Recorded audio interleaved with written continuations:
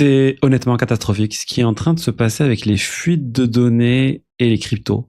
Énormément de fuites de données. On va parler des impôts, du fisc français, avec près de 700 000 personnes impactées par une fuite de données. L'impact que cela pourrait avoir sur les cryptos. On va parler aussi d'un wallet, de SafePal, un wallet physique. On va aussi parler de Trésor, dont j'ai déjà parlé, mais aussi une fuite de données. Bref, il y a plein de choses à dire sur ce sujet et il y a bien sûr d'autres sujets. Bonjour à tous et bienvenue sur Crypto Flash, la chaîne de l'actualité crypto. Vidéo un peu tardive aujourd'hui. C'est l'été, hein, je fais du mieux que je peux. C'est un peu compliqué ce mois d'août, hein. Mais écoutez, je continue de poster tant que je peux. Parlons du cours des cryptos. On a un BTC à 64 600 $, plus 0,4%. Ethereum 1900 $, BNB 600 $.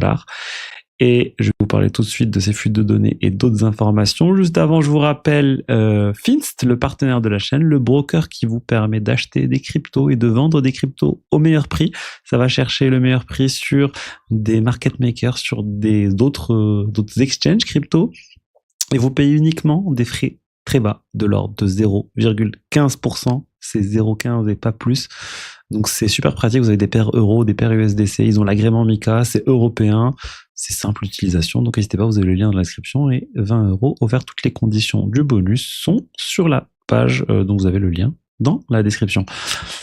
Alors, il y a eu, je vous ai dit, pas mal de fuites ces derniers jours. La première fuite, c'est celle de Trésor, dont je vous ai déjà parlé dans la vidéo de vendredi, il me semble.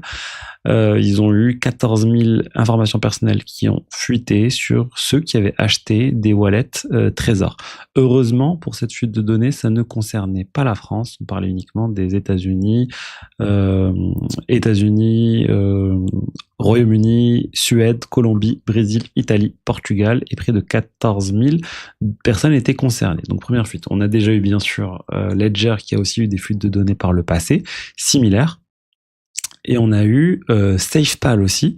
Là, ça vient de sortir. SafePal, 40 000 acheteurs de SafePal, un autre wallet physique, sont concernés par une fuite de données. Donc de ceux qui avaient acheté les SafePal, tout simplement, les wallets SafePal. Donc ça, c'est inquiétant parce que toutes ces informations associées à qui a acheté tel wallet, c'est quelque chose qui peut ensuite servir à des personnes pour pouvoir identifier les personnes ayant des cryptos et du coup les cibler dans des kidnappings, dans des phishing et dans d'autres choses. Donc SafePal, vraiment, là, c'est une très grosse fuite, les 40 000 données, et malheureusement, une fois que les données sont dans la nature, on peut plus revenir en arrière.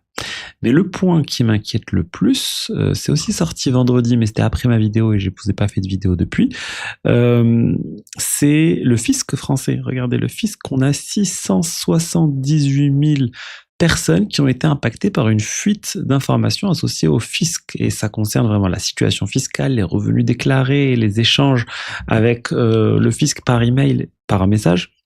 C'est énormément de données qui sont impactées. Ça inclut des personnes qui avaient des revenus très élevés. Et c'est juste pour moi catastrophique ce type de fuite de données. Parce que vous avez l'adresse, vous avez le téléphone, vous avez plein de choses sensibles contenues dans ces données.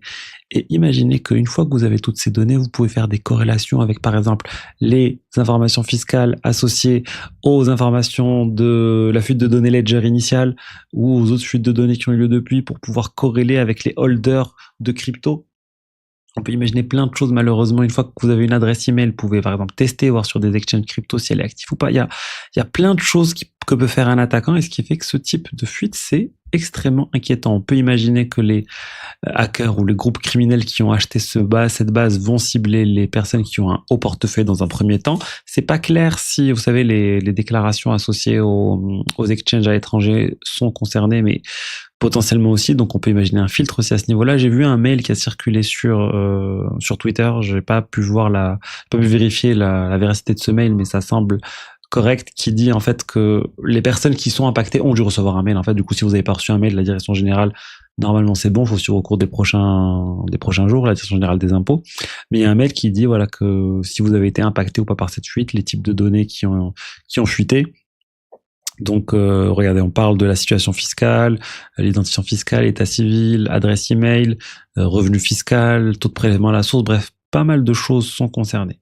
Et c'est là, en fait, on se rend compte quand on est en train de mettre tout ça, quand on est en train de corréler tout ça, d'une part, vous avez par exemple les informations associées à Ledger, à Trésor, à SafePal, qui indiquent que vous êtes un détenteur de crypto.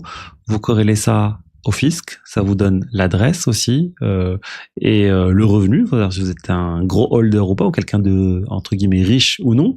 Et en plus de tout ça, ils viennent de confirmer qu'il y a eu d'autres fuites de données, y compris les cadastres. Vous savez, les cadastres associés aux biens immobiliers. Et ça aussi, c'est extrêmement inquiétant parce que vous avez même du coup les valeurs normalement de vente associées à la personne, associées à l'adresse. Donc on peut corréler aux gros holders qui ont une maison qui coûte plusieurs millions d'euros, qui ont un revenu élevé et qui ont acheté un ledger. On peut se douter qu'ils auront beaucoup de crypto. Et malheureusement, ça va créer une cible une liste plutôt de cibles potentielles pour les kidnappeurs. Et clairement, je vous dis, c'est inquiétant.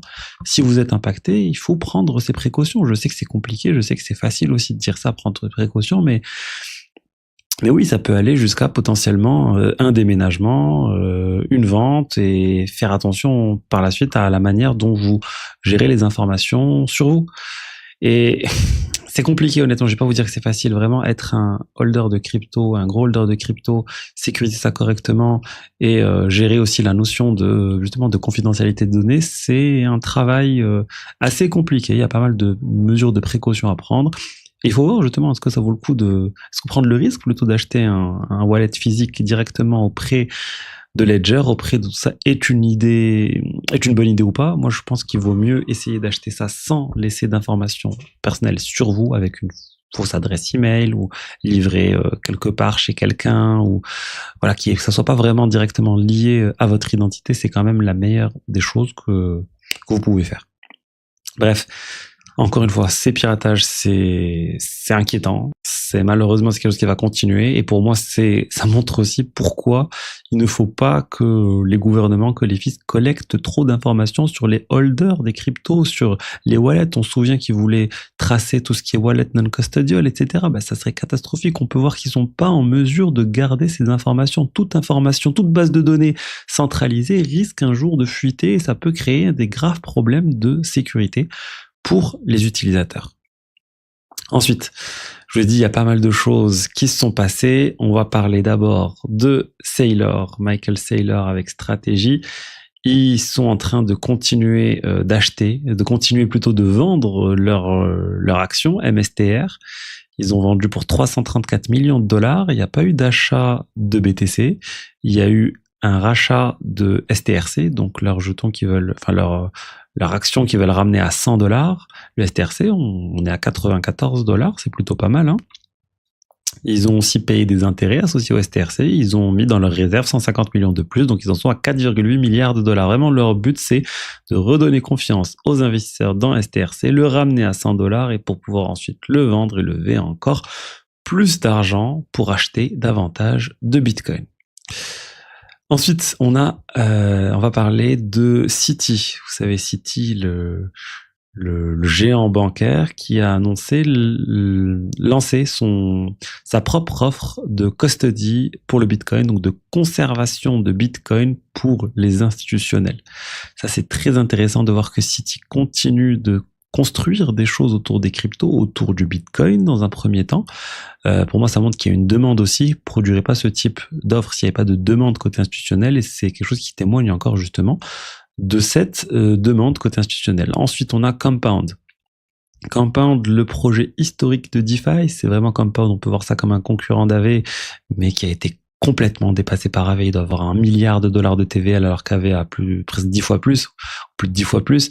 Ça a été dépassé du coup, et là ils viennent de revoter avec un budget de 52 millions de dollars pour relancer d'une certaine manière Compound avec une nouvelle équipe et avec une vision ciblée autour des institutionnels. Vraiment, ce cycle pour moi et cette phase actuelle des cryptos, elle est plus pour le retail, elle est vraiment orientée institutionnelle, comme on peut le voir ici avec Citi, avec aussi Compound. Et enfin, la SEC donc l'autorité qui régule les marchés financiers aux États-Unis, vient de produire un ensemble de règles qui viennent clarifier les choses autour des crypto-monnaies. Ça aussi, c'est quelque chose qui était très attendu. Ça apporte une certaine clarté réglementaire. J'ai l'impression, en attente d'avoir ce Clarity Act qui ne devrait pas passer, la SEC, du coup, n'attend plus et a lancé un certain nombre de choses qui sont vues de manière assez positive par le marché.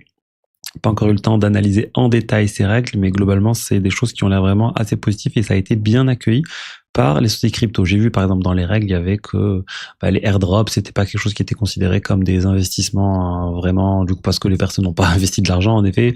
Il y a un certain nombre d'autres choses qui sont positives, mais donc c'est plutôt bien ce qui est en train de se passer avec ces sujets aux États-Unis, même si, comme j'ai dit, le Clarity Act a très peu de chances de passer en 2026. Voilà ce que je voulais vous dire aujourd'hui sur les diverses actualités crypto. J'espère que le contenu vous a plu. Je vous rappelle du coup Finst, le partenaire de la chaîne. Vous avez les 20 € offerts et je vous dis normalement à demain pour la suite. Allez, bye bye, ciao, ciao.